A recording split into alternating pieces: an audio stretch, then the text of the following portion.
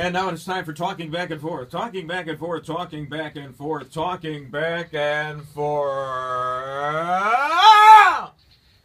Thank you, John McLaughlin. Issue 1, Lance Briggs yesterday said that this is probably the last year he will be a Chicago Bear.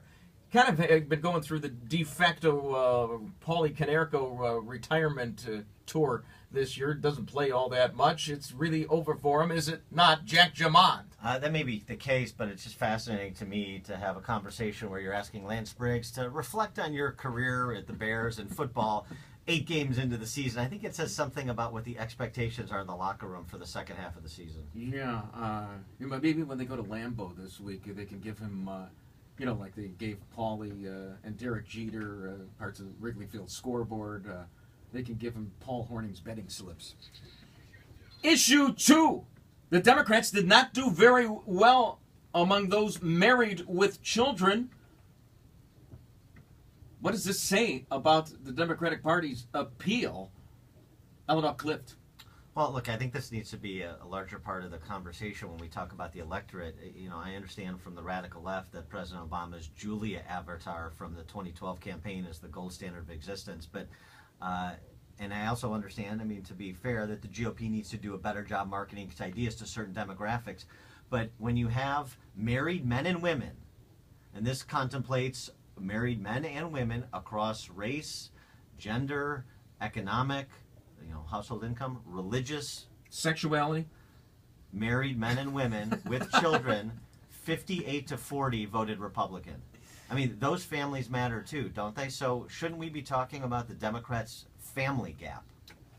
The president, he doesn't want families, and he doesn't want moms to stay at home. He just said that, last week. Not that you can't have a family with a mom in the workplace, but he doesn't want them staying at home. He wants to break up families. Well, yeah, look, I think... Yes, he does. I think Republicans need to acknowledge this as well. It's not just Democrats, it's also Republicans that need to acknowledge this. Issue 3. Last night at the Country Music Awards, Brad Paisley and Carrie Underwood had this colloquy.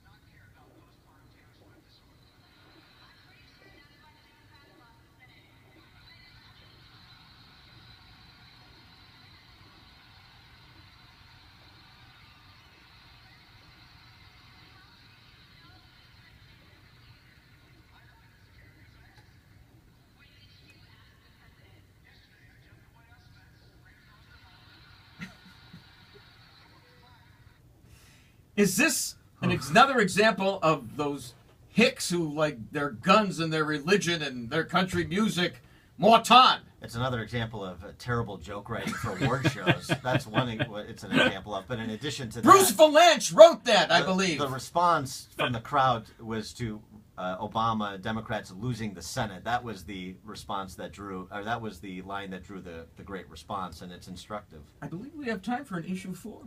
Do we have time for an issue 4? What is your favorite number, Jack Jamond? 3. How about 301, which is what the next Republican nominee for President of the United States is going to get from the Electoral College? It's unfortunate we had a time for a 4th issue, isn't it? We have time for a 5th issue here? All right, yeah. John McLaughlin. Issue 5. Thank you, John. See, he had it. He's a lot of bank there, boy. Up to issue 5. I don't think we've ever gotten this far. Usually, your temper tantrums preclude us getting past 3 issues. Issue 5. What is the sum of the square of the 2 equal sides of an equilateral triangle equal to? Could you rephrase the question into something that is related to geometry? What is the Pythagorean theorem? A squared plus B squared equals C. Is right! Thank you. Look at these. All right. This is getting difficult here. Issue 6. Issue 6. Does Kelly have the most beautiful voice you have ever heard on the radio? It is a very sultry radio voice. There's no question. Could you say that? I mean, it's close. I mean, I would say between her and Mark Levin, for the sexiest radio voice. Well, no, they. Yeah, it's close. They covered it. Close. They cover the entire spectrum, I believe. No, apparently not. Yeah. Good question. Yeah. Next time we have him on, we're going to ask. All right. This is our slow run. By the way, folks, this is our slow run up to the 2016 election. We don't want to blow our entire wad, in the first couple of days here. Yeah. About the 2016 election. Retire that metaphor. Oh, I've got an issue 7 here. All right. Thank you, John Cass. Issue number 3. Hillary Clinton, was it to her advantage to have the Democrats lose so that she can go against the Republican Senate, even though she campaigned for those very Democrats? Who's left on the panel? Pat Buchanan. I don't think it was to her advantage, and it certainly wasn't the outcome that she wanted. But it is interesting that it provides her. Now remember, you're talking about the Clintons, so they are unbounded from facts or reality or responsibility for anything they've done or will do. But I think she has an opportunity now to position herself as separated both from President Obama's administration, which she's been doing for the last several months, as well as juxtaposed against a Republican-controlled Congress. So now she can be a change agent. At least that's, I think, the rhetorical position she's going to take. Issue 8 was Sophia Loren lying the other day when she said that she was just afraid that Jane Mansfield's boobies would fall on the plate during that iconic photograph. Oh, we don't have time for that.